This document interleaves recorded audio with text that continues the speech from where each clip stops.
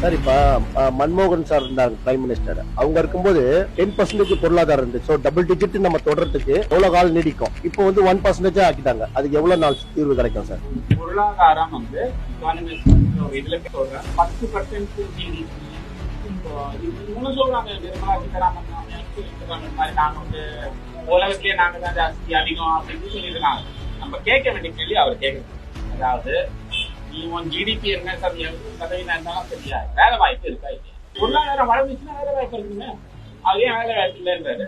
2009 14 நான் இருந்தேன், கவர்மெண்ட்ல நான் இருந்தேன், வேலை வாய்ப்பு அதிகமா இருந்துச்சு. இதுக்கு காரணம் என்னன்னா, அதனால நீங்க பொருளாதாரம் பாத்தீங்கன்னா ஜிடிபி இதுன்னு அதனோட இம்பார்ட்டன்ஸ் குறைஞ்சிடுச்சு. இந்தியாவில மட்டும் இல்ல, குறைஞ்சிடுச்சு. அது ஏன்னா நான் உதாரணம் ஒரு ஃபேக்டரி போடுறாங்க, ஒரு எலக்ட்ரானிக் மொபைல் செய்யறேன் அப்படின்னு ஸ்ரீபெரும்புதூர்ல ஃபேக்டரி போடுறாங்க.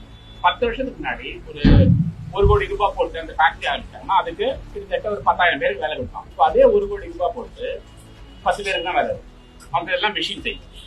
ஆனா பொருளாதாரம் ரெண்டுமே அதனால நம்ம கேட்க வேண்டிய கேள்வி வேலை வாய்ப்பு. வேலை வாய்ப்பு தான் இப்போ பெரிய ஒரு பிரச்சனை.